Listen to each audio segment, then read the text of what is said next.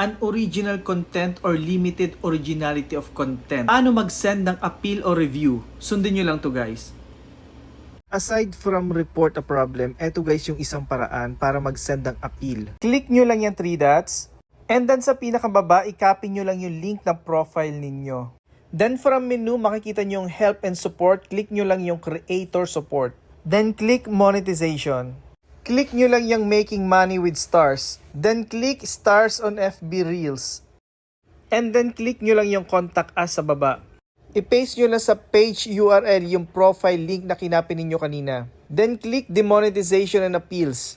Click choose files at dito nyo i-include yung unoriginal content na violations nyo. Then click send. Antayin nyo lang ang sagot nila via email.